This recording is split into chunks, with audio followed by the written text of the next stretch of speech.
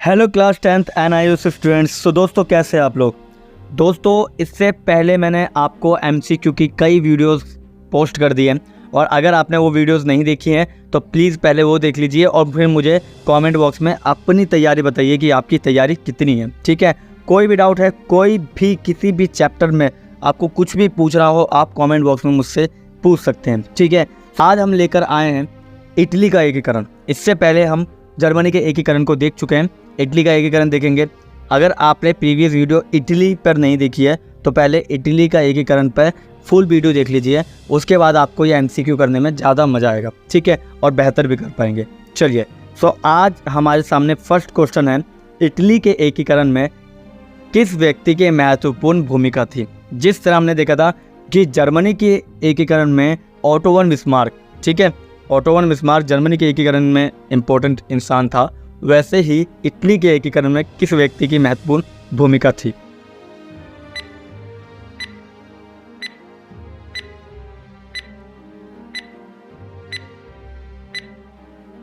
चलिए आंसर देखते हैं। आंसर है जोसेफे गैरिबाल्डी। ठीक है, जोसेफे गैरिबाल्डी जो थे ना, गैरिबाल्डी को the father of Italy nation भी कहते हैं। ठीक है, यानी कि यूनिफिकेशन ऑफ इटली के जो फादर हैं वो कौन है, गैरिबाल्डी। ठीक है, समझ में आ गया। चलिए सेकंड क्वेश्चन देखते हैं क्या है हमारे सामने।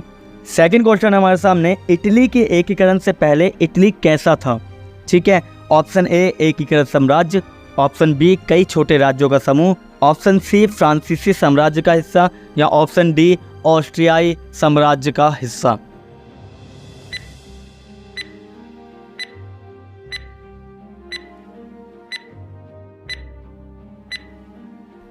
चलिए, सो इसका आंसर है कई छोटे राज्यों का समूह था इटली।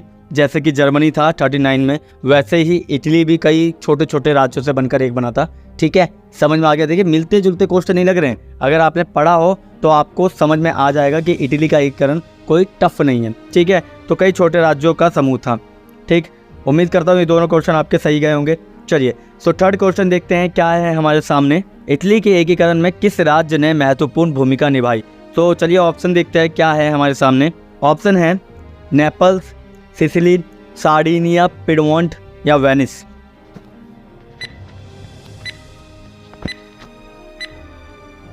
बताइए आंसर। चलिए आंसर देखते हैं। आंसर है गा सार्डिनिया पिडमेंट। ठीक है, सार्डिनिया पिडमेंट के अंदर इटली पहले था। ठीक है, चलिए नेक्स्ट क्वेश्चन देखते हैं क्या है हमारे सामने, इटली के एकीकरण के दौरान किस युद्ध में सार्डिनिया पिडमोंट विजय हुए। यानी कि इटली के एकीकरण के दौरान कौन सा ऐसा युद्ध था जहां पे सार्डिनिया पिडमोंट विजय हुए थे। ऑप्शन है वाटरलू का युद्ध, ऑप्शन बी मैजेंटा का युद्ध, ऑप्शन सी साल्फेरेनो का युद्ध या ऑप्शन डी खा व गा दोनों।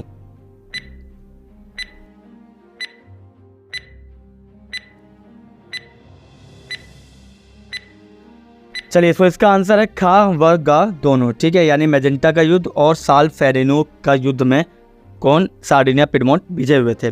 ठीक है, इटली के एकीकरण के दौरान। चलिए फिफ्थ क्वेश्चन देखते हैं क्या है हमारे सामने, इटली के एकीकरण के बाद किस शहर को राजधानी बनाया गया। ऑप्शन है मिलान, फ्लोरेंस, रोम या वेनिस।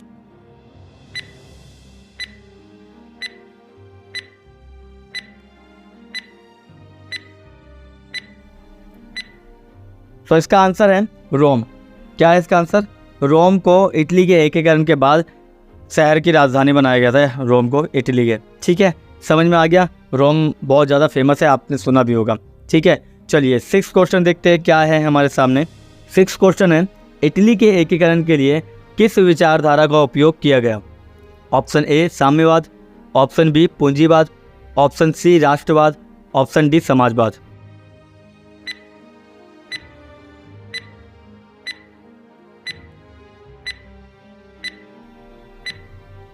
चलिए, सो इसका आंसर है राष्ट्रवाद। देखिए इटली के एकीकरण के लिए राष्ट्रवाद की विचारधारा का उपयोग किया गया। जिस तरह जर्मनी के अंदर हमने देखा था सेम क्वेश्चन का आंसर था, वैसे ही इसमें भी हमें देखने को मिलता है कि राष्ट्रवादी भावना जो थी ना इटली के लोगों के बीच में बहुत ज़्यादा उभर चुकी थी, जिसके कारण इटली का एकीकरण हुआ। ठीक, सेवंथ क्वेश्चन देखते हैं क्या है हमारे सामने, इटली के एकीकरण के बाद इटली का पहला राजा कौन बना। ऑप्शन देखते हैं क्या है हमारे सामने। ऑप्शन है जूसेपे गैरिबाल्डी, कैमिलो बेंसवोर, विक्टर एमानुएल द्वितीय या option D Mazzini.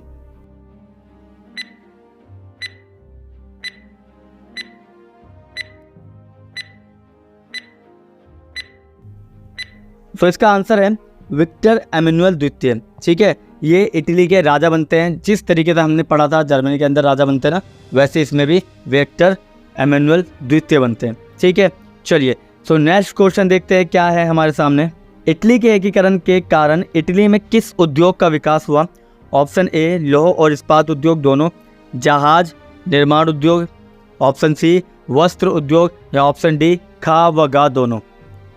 Option A लौह और इस्पात उद्योग, ऑप्शन बी जहाज निर्माण उद्योग, ऑप्शन सी वस्त्र उद्योग या ऑप्शन डी खा व गा दोनों।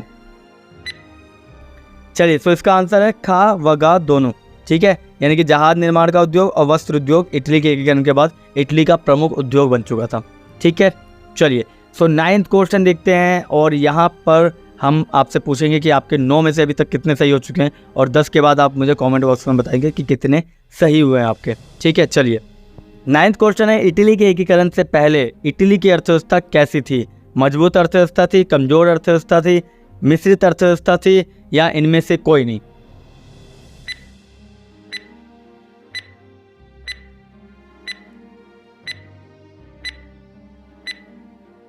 चलिए सो इसका आंसर है कमज़ोर अर्थव्यवस्था थी। ठीक है, अगर आपने जर्मनी वाली वीडियो देखी होगी ना, जर्मनी के एकीकरण के MCQ, तो जाहिर सी बात है आप इस वीडियो में 10 में से 8 कम से कम सही करने वाले, क्योंकि मिलते जुलते क्वेश्चन आंसर है। ठीक है, चलिए सो लास्ट क्वेश्चन और इसके बाद मुझे आप लोग बताने वाले हैं कि आपके टोटल मार्क्स कितने बने। ठीक, और लास्ट क्वेश्चन बहुत ज़्यादा इंपॉर्टेंट है, इटली के एकीकरण का यूरोप पर क्या प्रभाव पड़ा? पिछली बार हमने भारत पर क्या प्रभाव पड़ा जर्मनी का ये देखा था, अब हम देख रहे हैं कि यूरोप पर क्या प्रभाव पड़ा। राष्ट्रवाद के विचार का प्रसार हुआ, यूरोपीय शक्तियों के बीच संघर्ष बढ़ गया, उपरोक्त दोनों या उपरोक्त में से कोई भी नहीं।